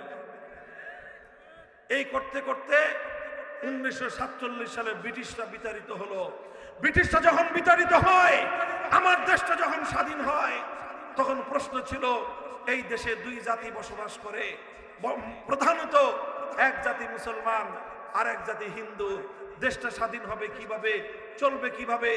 হিন্দুরা বলল আমরা দেশটাকে চালাতে চাই ধর্মনিরপেক্ষ মতবাদ অনুযায়ী। মুসলমানরা বলল আমাদের পূর্বপুরুষরা জীবন দিয়েছে ধর্মনিরপেক্ষ দেশ গঠন করার জন্য নয়। বালাকোটের রণাঙ্গনে আমাদের পূর্বপুরুষরা শহীদ হয়েছেন ধর্মনিরপেক্ষ রাষ্ট্র করার জন্য নয়। মীর নেসার আলী তিতুমীর জীবন দিয়েছেন ধর্মনিরপেক্ষ রাষ্ট্র করার জন্য নয়। হাজী শরীয়তুল্লাহ রক্ত দিয়েছেন, জীবন দিয়েছেন ধর্মনিরপেক্ষ রাষ্ট্র করবার জন্য নয়। বীর শহীদ আমরা রক্ত দিয়েছেন, জীবন দিয়েছেন। মুসলমানদের একটাই কামনা, একটাই বাসনা, হৃদয়ের একটাই আকাঙ্ক্ষা ছিল এমন একটা দেশ হবে, একটা মানচিত্র হবে, এমন একটা ভূখণ্ড হবে, সেই ভূখণ্ডে আর কিছু থাক বা না থাক, সে দেশে আইন চলবে কার, সে দেশে সংবিধান হবে আল কোরআনের। এমন একটা স্বপ্ন নিয়ে মুসলমানরা বলল আমরা আলাদা ভূখণ্ড চাই। অধিকাংশ মুসলমানদের দাবির প্রেক্ষিতে শেষ পর্যন্ত 1947 সালে দেশটা ভাগ হলো। হিন্দু প্রধান এলাকা হিন্দুরা শাসন করবে, মুসলিম প্রধান এলাকা মুসলমানরা শাসন করবে। এইভাবে দেশটা দুই ভাগ হয়ে গেল। এই দেশ যখন ভাগ হয় তখন এক এলাকার মানুষ আরেক এলাকায় হিজরত করতে গিয়ে, এক এলাকার মানুষ আরেক এলাকায় ট্রান্সফার হতে গিয়ে অসংখ্য অগণিত মানুষের জীবন গিয়েছে, সম্পদ গিয়েছে। কোটি কোটি টাকার মালিক একদিনে পথের ভিখারি ফকিরে পরিণত হয়েছে। এই সব কিছু মুসলমানরা মেনে নিয়েছিল। অনেক ত্যাগ আর কোরবানি মুসলমানরা স্বীকার করেছিল শুধু একটা স্বপ্ন নিয়ে। সেই স্বপ্ন হলো আর কিছু পাই বা না পাই, খেতে পারি বা না পারি, দারিদ্র্যের কষাঘাতে জর্জরিত হই, না খেতে পারলে পেটে পাথর বাঁধবো, কিন্তু একটা দেশ চাই যে দেশে আইন চলবে আল্লাহর, সংবিধান হবে আল কোরআনের। এই দেশ গঠন করার জন্য অনেক সম্প্রদায় রক্ত দিয়েছে। পাঞ্জাবের মুসলমানরা রক্ত দিয়েছে, বেলুচিস্তানের মুসলমানরা রক্ত দিয়েছে, সেই খাইবারের মুসলমানরা রক্ত দিয়েছে, সীমান্ত প্রদেশের মুসলমানরা রক্ত দিয়েছে। তবে সবচেয়ে বেশি ত্যাগের কোরবানি স্বীকার করেছে, ইতিহাস সাক্ষী দেয় এই বাংলার মুসলমানরা সবচেয়ে বেশি ত্যাগের কোরবানি স্বীকার করেছে। মুহতারাম হাজিরিন, আমাদের পূর্বপুরুষ, আমার বাপদাদা, আপনার বাপদাদারা ত্যাগের কোরবানি স্বীকার করে এই বাংলাদেশটাকে মুসলমানদের জন্য পশ্চিমবঙ্গ থেকে আলাদা করে পূর্ববঙ্গকে মুসলমানদের সঙ্গে একত্রিত করেছিল। একটাই আকাঙ্ক্ষা ছিল, একটাই তামান্না ছিল, হৃদয়ে একটাই বাসনা ছিল, একটা ভূখণ্ড হবে, একটা দেশ হবে, হোক সেটা দেশ ছোট্ট দেশ, কিন্তু সে দেশে আইন চলবে কার। এভাবে দেশ হলো। কিন্তু দুঃখ এবং পরিতাপের বিষয় হলেই সেই দেশ গঠন করার পরে পশ্চিম পাকিস্তানি স্বৈর শাসকরা যাদের সঙ্গে গাদ্দারি করলো, বিশ্বাসঘাতকতা করলো, 24 বছর পর্যন্ত ওরা মানুষকে বলল যে রাষ্ট্র এখনো শিশু রাষ্ট্র, এই শিশু রাষ্ট্রে কোরআনের আইন চলতে পারে না, রাষ্ট্রটা আগে একটু বড় হোক, তারপরে কোরআনের আইন অনেক কঠিন আইন, এই কঠিন আইন শিশু রাষ্ট্রে চালানো সম্ভব না, রাষ্ট্রটা একটু বড় হলে তারপরে আমরা কোরআনের আইন জারি করব। কিন্তু 24 বছরে ওই বুইরা খাটার শিশু আর বড় হয় নাই। যেই শিশু 24 বছরেও বড় হয় না, ওইটা আর কবে বড় হবে বলেন তো? 24 বছরে মানুষ শিশু থাকে না যুবক হয়? আরে 24 বছরের মানুষ তো শিশু থাকে না, সেটা আবু সাঈদের মতো যুবক হয়ে অন্যায়ের বিরুদ্ধে বাতিলের বুলেটের সামনে বুক টান করে দাঁড়িয়ে যায়। 24 বছরের যুবকরা তো সমাজ থেকে সকল অন্যায়, জাহেলিয়াত, ফ্যাসিবাদের বিরুদ্ধে লড়াই করার জন্য বুকের রক্ত দিতে প্রস্তুত হয়। 24 বছর পর্যন্ত পাকিস্তান শিশু থেকে গেল। আমরা বললাম যেই খাটাস পোলা 24 বছরেও বড় হয় না, ওই পোলা 90 বছরেও বড় হবে না। কাজে এই বিকলাঙ্গ পোলার দরকার নাই। পাকিস্তান ভেঙ্গে স্বাধীন বাংলাদেশ করা হলো। উদ্দেশ্য ছিল একটাই, যে এমন একটা দেশ হবে, জুলুম, অন্যায়, বৈষম্যহীন একটা বাংলাদেশ হবে। কথা বলেন ঠিক না বেঠিক? যদি বৈষম্যহীন বাংলাদেশ গড়বার জন্য, জুলুম এবং অন্যায়ের বিরুদ্ধে লড়াই চালিয়ে জন্য ৭১-এর মুক্তিযুদ্ধ হয়ে থাকে, 24-এর বৈষম্যহীন আন্দোলনের কেন প্রয়োজন পড়ে? 24 সালে আবার কেন বৈষম্যহীন ছাত্র সমাজকে রাজপথে হাজিরিন, এই সকল প্রশ্নের কোনো সমাধান নাই, জবাব একটাই জবাব। 267 বছর পর্যন্ত হে মুসলমান, হে উম্মতে মুসলিমা, হে ইমানদার সম্প্রদায়, আল্লাহর কোরআনের আইন অনুপস্থিত। এই জন্য আমরা বাধ্য হয়ে ব্রিটিশের বানানো আইনের কাছে বিচার চাই। আল্লাহর কোরআনের শাসন নাই বলে বাধ্য হয়ে আমরা ইহুদি খ্রিস্টানদের প্রবর্তিত শাসন ব্যবস্থা চালাই। আমার প্রশ্ন হলো, কুকুরের গোশত খাওয়ার চেয়ে, শ্রীগালের গোশত খাওয়ার চেয়ে, শুয়োরের গোশত খাওয়ার চেয়ে আল্লাহর আইন বাদ দিয়ে মানুষের বানানো আইনের কাছে বিচার চাওয়া আরো জঘন্য অপরাধ যদি হয়ে থাকে, তাহলে এই কাজটা আমরা আর কতদিন করতে চাই? হে জাতি, গোটা বাংলাদেশে আজ নতুন আওয়াজ, নতুন সূর্যোদয়ের অভ্যুদয় হচ্ছে। জুলাই এবং আগস্টের বিপ্লব আমাদেরকে চোখে আঙুল দিয়ে দেখিয়ে দিয়েছে, জনগণ যদি জেগে উঠে, যুব সমাজ যদি তৈরি হয়, সমস্ত জুলুমের তন্ত্রমন্ত্র বঙ্গোপসাগরে ভেসে যাবে ইনশাআল্লাহ।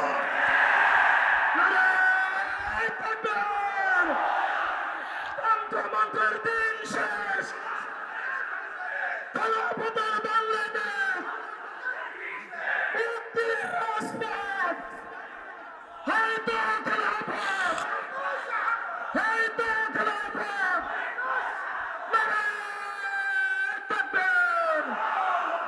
মুহতারাম হাজিরিন, আজ সারা পৃথিবীতে এ কথা দিবালোকের ন্যায় পরিষ্কার, মানব রচিত কোন তন্ত্র, মানব রচিত কোন মন্ত্র প্রকৃত অর্থে বৈষম্যহীন সমাজ করতে পারে না। চূড়ান্ত বৈষম্যহীন সমাজ গড়বার জন্য মানুষের সৃষ্টিকর্তা আল্লাহর দেওয়া আইন, আল্লাহর দেওয়া ব্যবস্থাই মানুষকে সাম্য এবং ইনসাফ উপহার দিতে পারে। আলহামদুলিল্লাহ, আগস্ট বিপ্লব আমাদেরকে চোখে আঙুল দিয়ে দেখিয়েছে, বিপ্লবের জন্য জাতি যখন প্রস্তুত হয়, বড় কোনো নেতার দরকার হয় না। বিপ্লবের জন্য জাতি যখন প্রস্তুত হয়, বড় কোনো রাজনৈতিক দলের প্রয়োজন হয় না।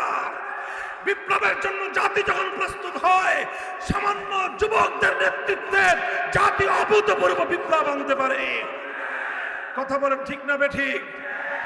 মুহতারাম হাজিরিন, এই বিপ্লব যদিও ইসলামের পূর্ণাঙ্গ বিপ্লব আমরা বলি না, তবে এতটুকু আমি বলি, আগস্টে যে বিপ্লব হয়েছে সেই বিপ্লব ইসলামী বিপ্লবের পূর্বাভাস ছিল। সূর্য ওঠার আগে প্রতিদিন সুবহে সাদেকের উদয় হয়। কথা বলেন ঠিক কিনা? সূর্য উদয়ের প্রায় ঘন্টা দেড়েক আগে পূর্ব দিগন্তে সুবহে সাদেক উদিত হয়। দুনিয়ার মানুষ বুঝতে পারে আর কিছুক্ষণ পরে সূর্যের উদয় ঘটবে। ঠিক তদ্রূপ আগস্টের বিপ্লব তাকায় দেখুন, 5ই আগস্ট স্বৈরাচারী ফ্যাসিবাদী যুগের লেডি ফেরাউন যখন বাংলাদেশ ছেড়ে পালিয়ে গেছে, 1 ঘন্টার ব্যবধানে বিপ্লবী জনতা প্রমাণ করেছে টেকনাফ থেকে তেঁতুলিয়ায় মুসলমানদের জনপদে ভাস্কর্য নামক কোন মূর্তি আস্ত রাখে না, অথচ কোন মন্দিরের মূর্তি ভাঙে নাই। কথাটা খুব তাৎপর্যময়। কোন হিন্দুদের কোন প্রতিমা ভাঙে নাই। হিন্দুদের বাড়ি ঘরে সংরক্ষিত, তাদের ধর্মীয় উপাসনালয়ে সংরক্ষিত, তাদের কোনো প্রতিমা, তাদের কোনো মূর্তির গায়ে ফুলের টোকাও দেয় নাই। কিন্তু মুসলমানদের জনপদে ভাস্কর্য নামক মানুষের যত মূর্তি ছিল, একটাও আনাম রাখে নাই, সব ভেঙ্গে গড়িয়ে দিয়েছে। এ থেকে বোঝা যায় আগস্ট বিপ্লবের সিম্পটম ছিল, আগস্ট বিপ্লবের আইকন ছিল তাওহীদের বিপ্লব, একত্ববাদের বিপ্লব, শিরককে ধ্বংস করার বিপ্লব।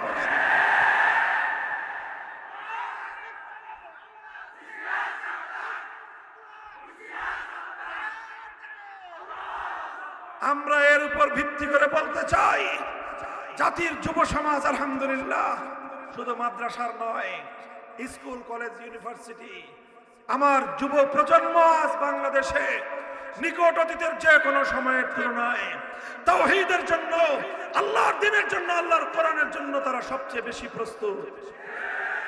এই যে মাহফিলে দেখেন বাপ ভাঙ্গা যুবকদের যে স্রোত, এটা শুধু মাদ্রাসার ছাত্র নয়, এখানে জনসাধারণ, সাধারণ যুব সমাজ আজ বাংলার মাটিতে আল্লাহর জমিনে আল্লাহর কোরআনের শাসন দেখতে চায়, কোরআনের শাসন দেখতে চায়।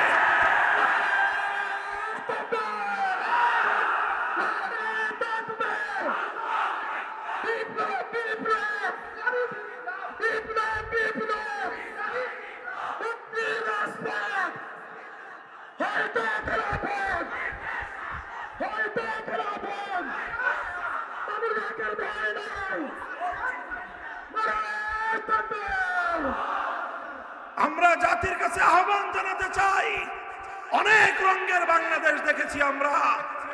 এক সময় সোনার বাংলাদেশ দেখেছি, তারপরে নতুন বাংলাদেশ দেখেছি, তারপরে সবুজ বাংলাদেশ দেখেছি, এরপরে আবার ডিজিটাল বাংলাদেশও দেখেছি। সর্বশেষ যাওয়ার আগে স্মার্ট বাংলাদেশের ভেলকিও দেখা গেছেন। সামনে আমরা বাংলাদেশ দেখতে চাই, ইসলামের বাংলাদেশ, আল কোরআনের বাংলাদেশ, খেলাফতের বাংলাদেশ। সেই বাংলাদেশ গড়ার জন্য প্রস্তুত আছেন তো ইনশাআল্লাহ? কারা কারা প্রস্তুত আছেন হাত তুলে খোদার দরবারে শপথ করে বসেন। তবে মনে রাখেন, ইসলামের এই বিপ্লব শুধু স্লোগান দিয়ে হবে না, কথা বলেন ঠিক কিনা? শুধু বক্তৃতা দিয়েও হবে না, এজন্য পরিশ্রম করতে হবে, মেহনত করতে হবে। ঘাম ঝরানো মেহনত করবেন তো? মানুষের দুয়ারে দুয়ারে তাওহীদের পয়গাম নিয়ে যাবেন, মানুষকে বোঝাবেন। আর কতকাল এই তাগুতি সমাজের অভিশপ্ত সমাজ ব্যবস্থার অধীনে আমরা বসবাস করব? অভিশপ্ত এই সমাজ ব্যবস্থায়, অভিশপ্ত শাসন ব্যবস্থায়, অভিশপ্ত বিচার ব্যবস্থায় আমরা বাঁচতে চাই না। আমি বলি, আমার দেশের মানচিত্র স্বাধীন হয়েছে, পতাকা স্বাধীন হয়েছে, জাতি আজও স্বাধীন হয় নাই। আরে ভাই, যে জাতির বিচার ব্যবস্থা এখনো গোলামীর বিচার ব্যবস্থা, যে জাতির শাসন ব্যবস্থা এখনো গোলামীর শাসন ব্যবস্থা, যে জাতির শিক্ষা ব্যবস্থা এখনো গোলামীর শিক্ষা ব্যবস্থা, সে জাতি নিজেদেরকে স্বাধীন জাতি বলে আত্মপ্রবঞ্চিত হতে পারে, সত্যবাদিতা হতে পারে না। এই জন্য শুধু মানচিত্রের স্বাধীনতা নয়, শুধু পতাকার স্বাধীনতা নয়, একটি স্বাধীন জাতি হিসেবে আমরা গড়ে উঠতে চাই। কথা বলেন ঠিক না বেঠিক? এই জন্য জাতির প্রত্যেকটা মানুষকে বোঝাতে হবে যে অভিশপ্ত তাগুতি সমাজ ব্যবস্থার অভিশাপ থেকে আমরা বের হয়ে আসতে চাই। ঘাম ঝরানো পরিশ্রম করবেন তো? শুধু পরিশ্রম দিয়ে হবে না, প্রয়োজন আল্লাহর সাহায্যের। কথা বলেন ঠিক কিনা? এই জন্য আল্লাহর সাহায্য চাইতে হলে চোখের অশ্রু নজরানা দিয়ে আল্লাহর দরবারে সেজদায় লুটিয়ে পড়ে আল্লাহর কাছে সাহায্য চাইতে হবে। চাইবেন তো ইনশাআল্লাহ? এভাবে মনে রাখবেন, ঘাম আর অশ্রু যখন আমি আর আপনি দেব, যেই মাটিতে মুমিনের ঘাম আর অশ্রু ঝরে, সেই মাটি বিপ্লবের জন্য উর্বর হয়ে ওঠে। যখন বিপ্লবের জন্য মাটি পরিপূর্ণ উর্বর হয়ে উঠবে, তখন শুধু ঘাম আর অশ্রু দিয়ে বিপ্লব আসবে না, সেই উর্বর মাটিতে বিপ্লবের জন্য প্রয়োজন হবে শাহাদাতের রক্তের। সেই শাহাদাতের রক্ত দেওয়ার জন্য 2000 নয়, প্রয়োজনে 2 লক্ষ যুবক প্রস্তুত হয়ে মাথায় কাফনের কাপড় বেঁধে শহীদ ঈদগাহে কারা কারা প্রস্তুত, কারা কারা যেতে প্রস্তুত?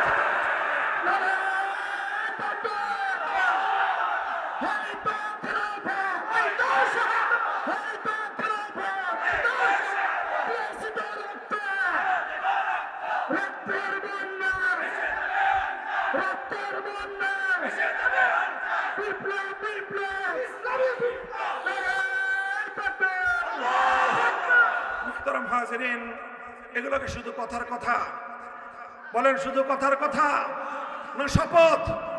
বলেন শপথ, অঙ্গীকার কার সাথে? যারা বলেন কার সাথে? আল্লাহ পাক রব্বুল আলামিন আমাদের সকলকে অঙ্গীকার, এই শপথ রক্ষা করার তৌফিক দান করেন। যতদিন হায়াত আছে এ জীবন আল্লাহর তরে, মরণও যেন আল্লাহর দিনের জন্য হয়। আল্লাহ আমাদের সকলকে কবুল করুন, তৌফিক দান করেন। আয়োজক বৃন্দ, এলাকাবাসী যারা রয়েছেন, আপনাদের সকলকে আল্লাহ পাক উত্তম বিনিময় দান করুন। আমিও দোয়া চাই আপনাদের কাছে, কথাগুলো যেন শুধু আমার মুখের কথা না হয়ে আমার হৃদয়ের কথা হয়, আমি যেন আমল করতে পারি। আল্লাহ আমাদের সকলকে সে তৌফিক দান করুন। ওয়া আখিরু দাওয়ানা আলহামদুলিল্লাহি রাব্বিল আলামিন। আসসালামু আলাইকুম ওয়া রাহমাতুল্লাহ।